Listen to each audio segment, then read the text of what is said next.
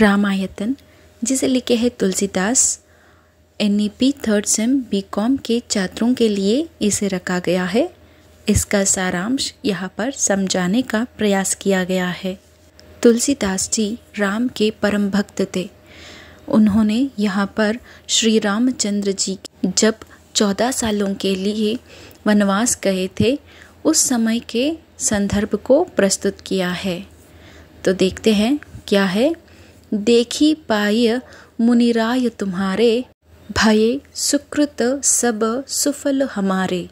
अब जह राउर आयसु होई, मुनि उद्बेगु न पावई कोई। मुनि तापस जिन्ह ते दुखु लहही, ते नरेश बिनु पावक ददही। मंगल मूल विप्र परितोष दहही, कोटि कुल भूसुर रोषु। तो ये था पंक्ति। इसका सार ऐसा है। रामायतन कविता में गोस्वामी तुलसीदास ने श्री रामचंद्र और मुनि वाल्मीकि की मुलाकात का वर्णन करते हुए कहते हैं कि मुनि वाल्मीकि श्री रामचंद्र, माता सीता और लक्ष्मण का आतिथ्य करते हैं। श्री राम मुनि को अपने वनवास की कथा सुनाते हैं। तत्पश्चात मुनि वाल्मीकि को संबोधित करते हुए कहते हैं कि हे मुनिराज, आपके चरणों का दर्शन करने से आज हमारे सब पुण्य सफल हो गए।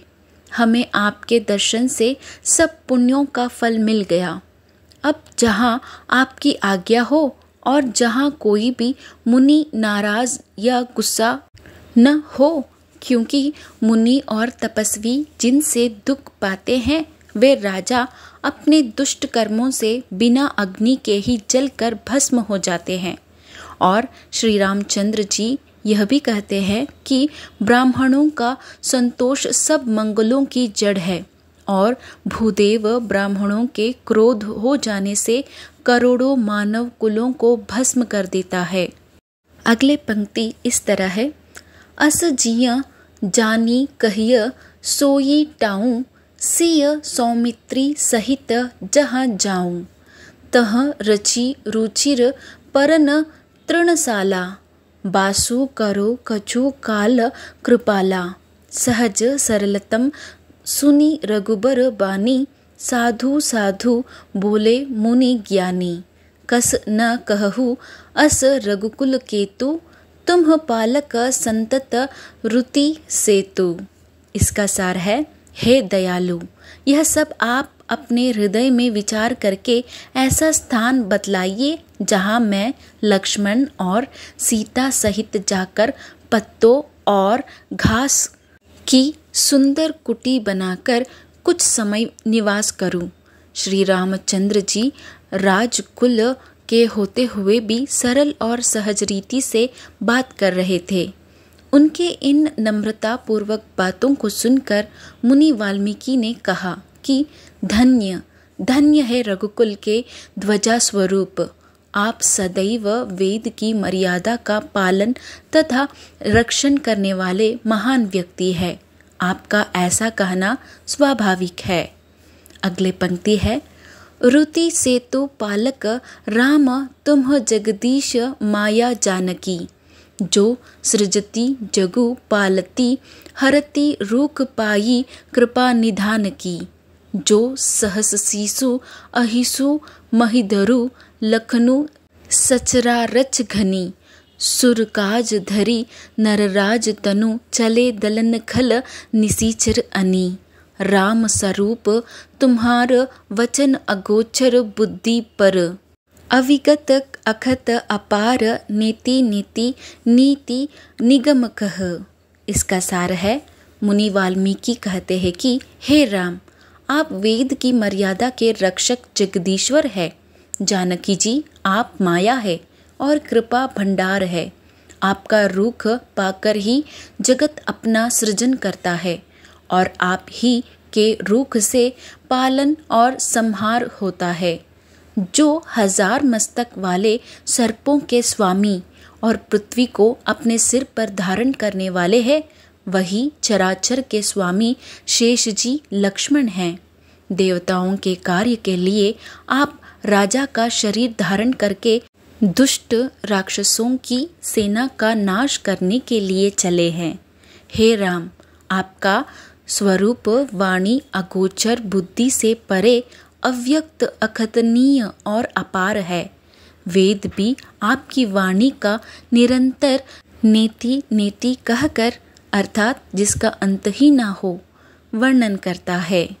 अगले पंक्तियों में तुलसीदास जी ने कहा है, जगु पेखन तुम देखनी हारे, विधि हरि शंभु नचावनी हारे। तेऊ न जानही मरमु तुम्हारा, औरु तुम्ही क्यों जान निहारा। सोई जानई जेहि तेहु जनाई, जानत तुम्ही होई जाई। तुम्हारी ही कृपा तुम्ही रघुनंदन, जानही भगत भगत उर चंदन। इसका सार है, मुनि वाल्मीकि श्री रामचंद्र जी के गुणों की चर्चा करते हुए कहते हैं कि हे राम, जगत दृश्य है, आप उसके देखने वाले अर्थात पालन करता है। आप ब्रह्म, विष्णु और शंकर को भी नचाने वाले हैं। जब वे भी आपके मर्म को नहीं जानते, तब और कोई कैसे आपको जान सकता है। वही आपको जान सकता है जो जिसके ऊपर आपकी कृपा हो, और जानते ही वह आपका ही स्वरूप बन जाता है। हे रघुनाथ, रघुनंदन, हे भक्तों के हृदय को शीतल करने वाले चंदन, आपकी ही कृपा से भक्त आपको जान पाते हैं। अगले पंक्तियों में कहते हैं तुलसीदास, चिदानंदमय देह तुम्हारी, विगत विकार जान अधिकारी। नर तनु धरेहु संत सुर काजा, कहहु करहु जस प्राकृत राजा।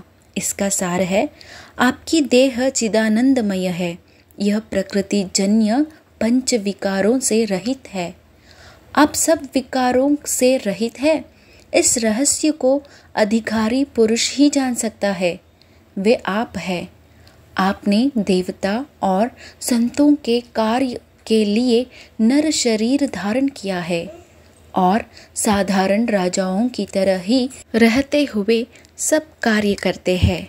अगले पंक्तियों में, राम देखी सुनी चरित तुम्हारे, जड़ मोह ही बुध होई सुकारे। तुम जो कहहु करहु सबु सांचा, जस काचिय तस चाहिय नाचा। पूछहु मोहि की रहो कह मैं पूंछत सकचाऊं, जह न होह तह देह कही तुम्हाही देखावो टाऊं। इसका सार है, हे राम, आपके चरित्रों को देख और सुनकर मूर्ख लोग तो मोह को प्राप्त होते हैं और ज्ञानी लोग सुखी होते हैं। आप जो कुछ कहते करते हैं वह सब सत्य ही है, क्योंकि जैसा अब आपने मानव रूप धारण किया है, अतः मनुष्योचित व्यवहार करना ठीक ही है। आपने मुझसे पूछा कि मैं कहाँ रहूं, परंतु यह पूछते सकुचाता हूँ कि जहाँ आप नहीं वह स्थान बता दीजिए, तब मैं आपके रहने के लिए स्थान दिखाऊं। आगे की पंक्ति है, काम मोह मदमान न मोहा, लोभ न क्षोभा न राग न द्रोहा। जिन्ह के कपट दंभ नहीं माया, तिन्ह के हृदय बसहु रघुराया। सबके प्रिय सबके हितकारी, दुख सुख सरिस प्रशंसा गारी। कहहि सत्य प्रिय वचन विचारी, जागत सोवत शरण तुम्हारी। इसका सार है, जिनके न तो काम क्रोध मद अभिमान और मोह है, न लोभ है, न क्षोभ है, न राग है, न द्वेष और न कपट, दंभ और माया ही है। हे रघुराज, आप उनके हृदय में निवास कीजिए जो सबके प्रिय और सबका हित करने वाले हैं, जिन्हें दुख और सुख तथा प्रशंसा और गाली समान है, जो सोच समझकर ही बात करता हो, हर समय सत्य और प्रिय वचन ही बोलता है तथा जो जागते सोते आपकी ही स्मरण करते हो। अगले की पंक्तियों में ऐसे बताए हैं, तुम ही चांडी गति दूसरी नाही, राम बसहु तिन्ह के मन माही, जननी सम जानही, धन पराव विष ते विष भारी। इसका सार है, हे राम जी, जिन्हें आपको छोड़कर जिनके दूसरे कोई आश्रय नहीं है, आप उनके मन में बसिए। जो पराई स्त्री को भी जन्म देने वाली माता के समान मानते हैं और पराया धन, जिन्हें जो पराया धन को विष से भी भारी विष समझते हो, उनके यहाँ आप वास कीजिए। ऐसे वाल्मीकि जी बता रहे हैं। जे हर्षहि पर संपत्ति देखो, दुखित होहि पर विपत्ति विशेषी, जिन्हि राम तुम पान पी आरे, तिन्ह के मन शुभ सदन तुम्हारे। स्वामी सका पितु मातु गुरु, जिन्ह के सब तुम तात, मन मंदिर तिन्ह के बसहु सिय सहित दो भ्रात। इसका अर्थ है, हे राम, जो दूसरों की संपत्ति देखकर हर्षित होते हैं और दूसरों की विपत्ति देखकर विशेष रूप से दुखी होते हैं और जिन्हें आप प्राणों के समान प्यारे हैं, उनके मन आपके रहने योग्य शुभ भवन हैं। हे तात, जिनके स्वामी सका पिता माता और गुरु सब कुछ आप ही है, उनके मन रूपी मंदिर में सीता सहित आप दोनों भाई निवास कीजिए।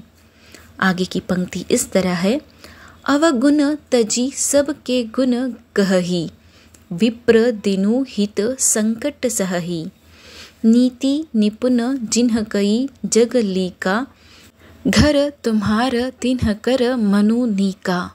इसका सार है, मुनि वाल्मीकि कहते हैं कि जो अवगुणों अर्थात अपने बुरे गुणों को छोड़कर सबके अच्छे गुणों को अपनाता है, ब्राह्मण और गायों के लिए सभी संकट सहते हैं, नीति निपुणता में जिनकी जगत में मर्यादा है, उनका सुंदर सा मन ही आपका घर बन सकता है। आगे की पंक्ति है, गुण तुम्हार समुजाई निज दोसा, जेहि सब भांति तुम्हार भरोसा, राम भगत प्रिय लागही जेहि, तेहि उर बसहु सहित वैदेही, जाति पांति धनु धर्मु बढ़ाई, प्रिय परिवार सदन सुखदाई, सब तजी तुम्हि रही उर लाई, तेहि के हृदय रहु रघुराई। इसका अर्थ है, जो मनुष्य अच्छे गुणों का कारण आपको मानते हुए दोषों का कारण अपने आप को समझते हैं, जिसे सब प्रकार से आपका ही भरोसा है और जिसे सभी राम भक्त भी प्यारे लगते हो, उसके हृदय में आप सीता सहित निवास कीजिए। जाति पांति धन धर्म बढ़ाई, प्यारा परिवार और सुख देने वाला घर, सबको छोड़कर जो केवल आपको ही हृदय में धारण किए रहता है, हे रघुनाथ जी, आप उनके हृदय में रहिए। आगे की पंक्ति है, सरगु नरकु अपवरगु समाना, जह तह देखे धरे धनु बाना, करम वचन मन राउर छेरा, राम करहु तेहि के उर डेरा, जही न चाहिए कबहु कछु तुम मन सहज सनेहु, निरंतर तास मन सो राउर निज गेहु। इसका सार है, स्वर्ग नरक और मोक्ष जिसकी दृष्टि में समान है, क्योंकि वह सब जगह केवल धनुष बाण धारण किए आपको ही देखता है और जो कर्म से वचन से और मन से आपका दास है, हे राम जी, आप उसके हृदय में डेरा डालिए, जिसको कभी कुछ भी नहीं चाहिए और जिसका आपसे स्वाभाविक प्रेम है। आप उसके मन में निरंतर निवास कीजिए, वह आपका अपना घर है। ऐसे वाल्मीकि जी श्री रामचंद्र जी को कह रहे हैं।